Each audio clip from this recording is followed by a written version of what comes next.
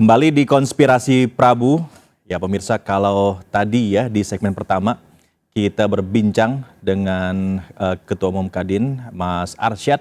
Kali ini kita akan berbincang dengan tamu saya yang lain yang juga banyak diperbincangkan oleh netizen di berbagai sosial media. Bahkan di sosial media saya sendiri pun saya kerap sekali melihat konten-konten dari sosok yang akan kita wawancara ini.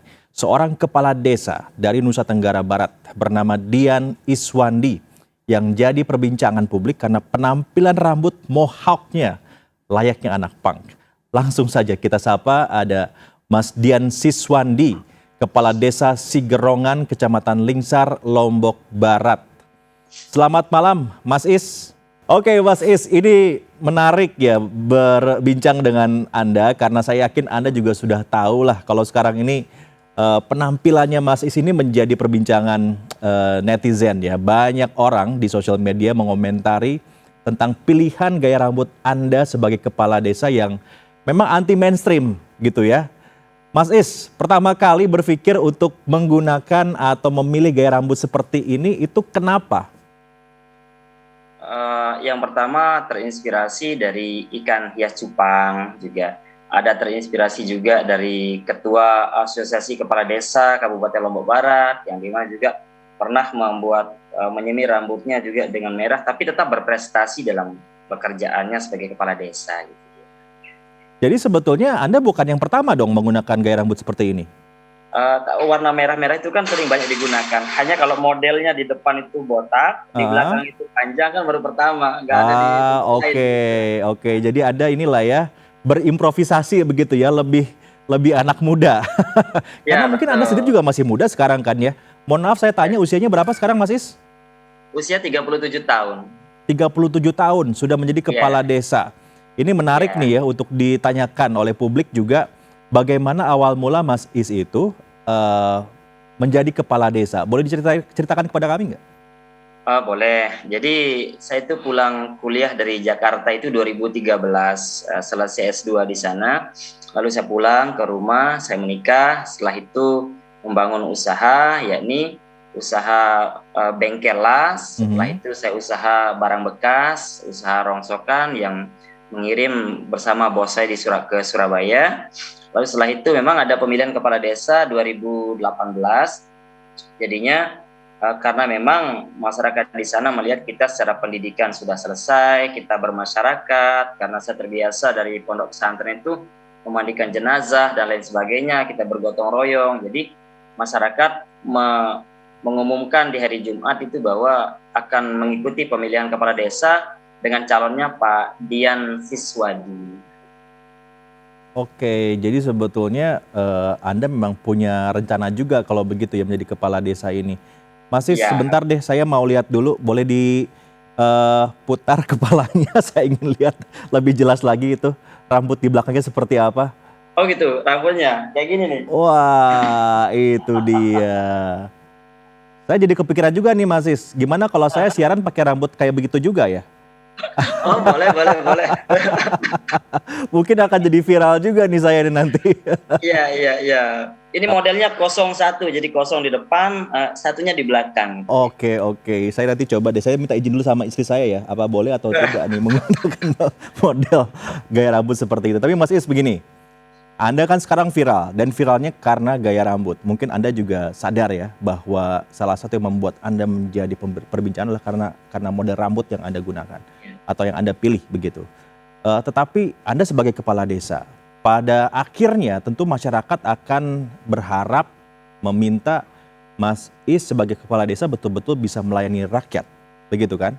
Nah Ya. selama ini Mas Is sendiri melihatnya kayak gimana sih? Bagaimana Anda menjadi seorang kepala desa? Terobosan-terobosan apa saja yang sudah Anda lakukan di masyarakat Anda yang Anda pimpin? Baik, pertama saya menjabat jadi kepala desa itu memang saya temukan banyak sekali permasalahan-permasalahan di desa yang belum selesai. Pertama, kalau orang sakit itu ya, jadi dia ini begitu sakit, dia tidak bisa ke fasilitas kesehatan seperti puskesmas dan rumah sakit, itu tidak ada kendaraan. jadi meminjam kendaraan tetangga. Jadi itu pun berbayar. Jadi kalau 300.000, sehingga saya terobosan saya bagaimana menyiapkan akomodasi kendaraan itu, saya belikan ambulan desa.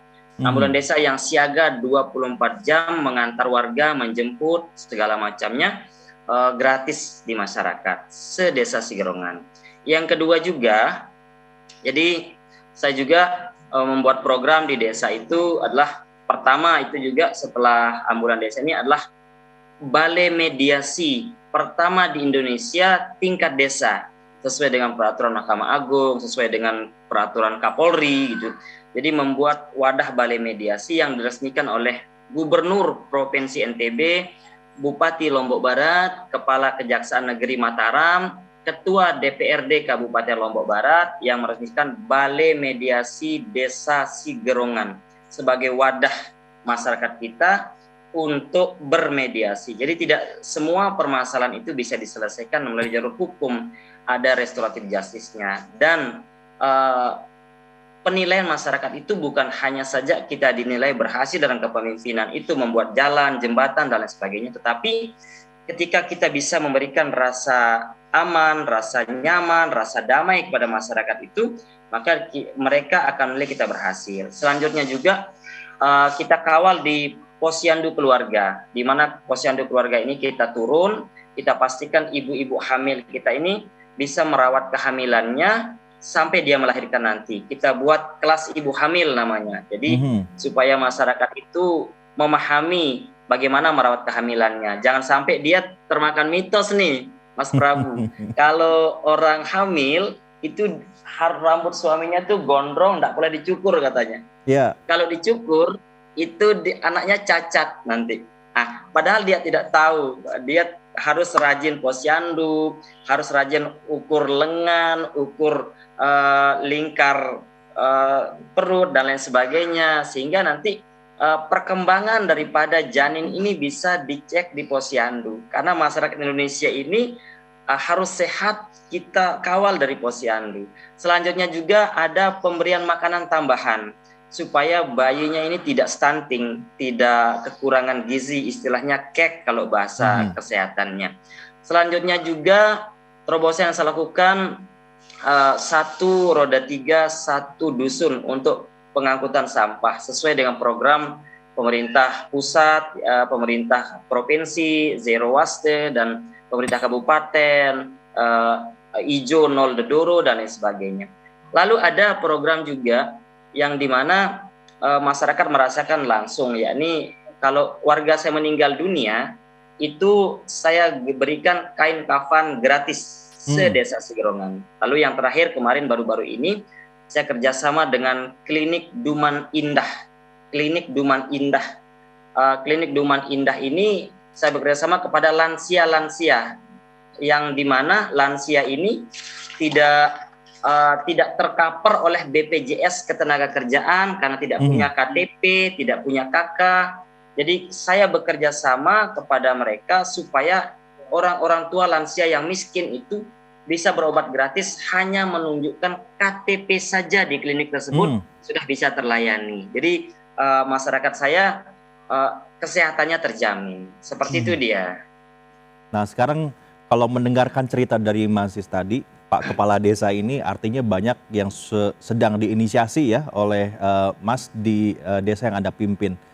PR-nya adalah bagaimana nanti Mas Sis ini viralnya bukan saja hanya karena rambut, tapi juga karena berhasilnya terobosan-terobosan yang Anda lakukan.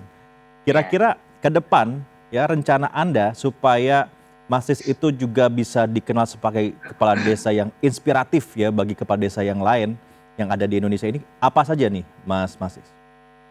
Kalau saya sebenarnya harapan saya dari viralisme ini kan sebenarnya hanya saya lihat temporer dia ya, jadinya selesai orang juga akan melihat oh ini tetap dia akan jadi kepala desa walaupun viral, dia tetap bertugas sebagai kepala desa, dia tetap bekerja setiap hari pakai seragam setiap hari, dan mungkin saya akan tetap mempertahankan gaya atau style rambut seperti ini. Namun harapan saya ke depannya adalah adanya suatu tercipta objek wisata, entah itu taman bunga lah di wilayah saya, entah itu objek wisata yang lain yang nanti berkelanjutan dan terus-menerus. Karena apa? Karena eh, saya viral ini juga bertujuan untuk memperkenalkan potensi-potensi desa saya. Di mana salah satu dusun saya ada namanya Dusun Sigerongan, itu ada 90% masyarakatnya adalah punya home industri, yakni jajet tujak. Jajet tujak itu adalah makanan sejenis opak-opak yang dimana terbuat dari singkong, ditumbuk, lalu dicetak, dijemur, lalu digoreng, gitu rasanya sangat gurih dan enak. Lalu di dua dusun saya namanya Dusun Embung Pas, itu 90% juga masyarakatnya budidaya ikan hias dan ada juga ikan hias air tawar. Ikan hias ini itu khususnya cupang yang paling besar di sana punya rumbai-rumbai. Jadi rumbai-rumbai itu yang menarik, yang harganya pun mengalahkan ikan konsumsi. Kalau ikan cupang ini harganya per ekor itu adalah sekitar 50.000, dari 5.000 sampai 50.000, bahkan 300.000 kalau yang super itu. Nah, ikan konsumsi ini per kilo 30.000, itu yang tertinggi. Nah, saya melihat di situ kayaknya model rambut saya bagus nih, ada rumbai-rumbainya ikan cupangnya. Jadi terinspirasi Gitu dari ikan dia. juga, jangan-jangan model rambut. Iya. Sehingga orang nanti akan berbondong-bondong dan datang ke desa kami untuk berbelanja, baik itu berbelanja beli jajet tujaknya, berbelanja beli ikan hiasnya, sehingga uang itu berputar di desa dan di dusun saya. Setelah berputar, ekonomi masyarakat saya kuat. Kalau ekonomi masyarakat saya kuat, itu masyarakat sejahtera, bisa menekan angka kemiskinan, stunting itu bisa saya atasi. Terus selanjutnya berkelanjutan, masyarakat saya tidak ketergantungan dengan bantuan-bantuan pemerintah seperti PKH, seperti BPNT, bantuan-bantuan sosial lainnya. Karena saya selama kepemimpinan ini harus memastikan program-program pemerintah yang dimana ada Kementerian Desa, ada Kementerian Keuangan, ada Kementerian Dalam Negeri, itu program-program itu harus sampai di masyarakat dan dirasakan kemanfaatannya dan tepat sasaran. Itu intinya. Wah, boleh juga ini Mas Is, program-programnya ya. Dan saya melihat Anda itu begitu artikulatif ini menyampaikan gagasan-gagasan yang tadi Anda pikirkan kepada publik. Siap. Jadi saya pikir ini jangan-jangan Mas Is memang sengaja memilih model rambut seperti ini untuk viral dulu sehingga ada banyak perhatian publik kepada desa yang Mas Is pimpin sehingga akhirnya nanti bisa tercipta perputaran ekonomi. Jangan-jangan begitu nih Mas Is, betul tidak dugaan saya? Iya, itu Mas Prabu memang cerdas. Kenapa? Karena saya sebenarnya berpikir ya bagaimana di desa saya itu ada sebuah objek wisata yang dimana orang-orang datang banyak.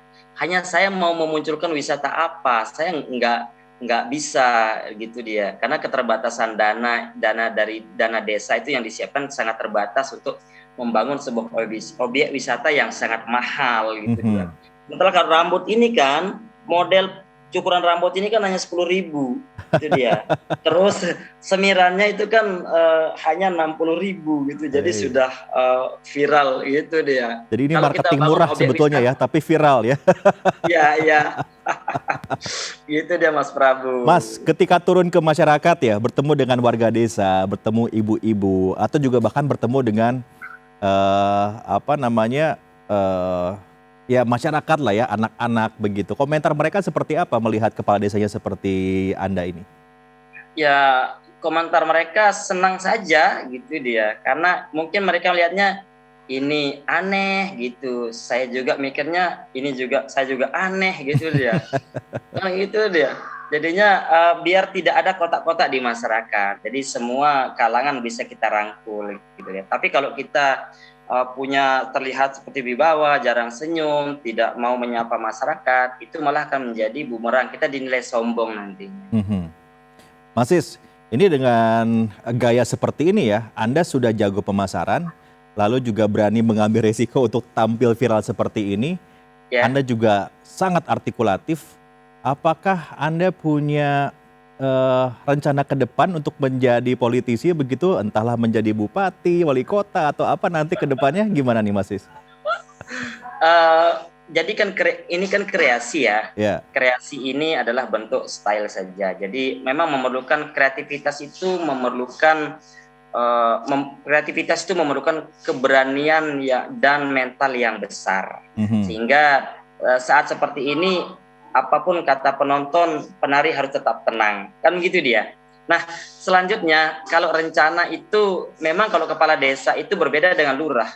Kalau kepala desa itu dia lahir dari rahim politik yang memang benar-benar fight di masyarakat, yang menjual janji-janji politiknya sehingga dia terpilih, seperti itu dia. Nah, tentu kedepannya banyak juga yang menawarkan ataupun memberikan saran menjadi legislatif, dari masuk anggota dewan dan lain sebagainya. Tetapi saya kan ini kan berjenjang ya, tergantung masyarakat nanti. Kalau kita lihat respon masyarakat dan sesuai dengan hitungan-hitungan politik kita dan pos politik tentunya, ya kenapa tidak, kan gitu dia. Kenapa tidak? Menarik juga ini. Nanti saya akan coba lihat ya, di 2024 ada nama Anda nggak nanti nih menjadi calon salah satu partai politik. Mas Sis, terima kasih ya sudah bergabung bersama Konspirasi Prabu. Waktu juga yang membatasi, sebetulnya saya masih pengen ngobrol banyak dengan Mas Sis ini ya. Yang jelas kami titip amanat saja untuk Mas Sis, jangan sampai nanti janji Anda yang di belakang Anda tuh ada posternya, kami siap melayani Anda tuh Pak, di belakang tuh kalau kita lihat ya. Itu bisa betul-betul ditepati oleh Mas Sis sebagai kepala desa. Dan selalu sukses, sehat selalu ya Mas Sis, terima kasih. Baik. Terima kasih. Ya, demikianlah perbincangan kami dengan dua tokoh inspiratif dengan gayanya masing-masing tentu ya. Kita seperti biasa akan terus menghadirkan tamu-tamu inspiratif lainnya di Konspirasi Prabu selanjutnya. Jadi sampai bertemu di episode Konspirasi Prabu selanjutnya.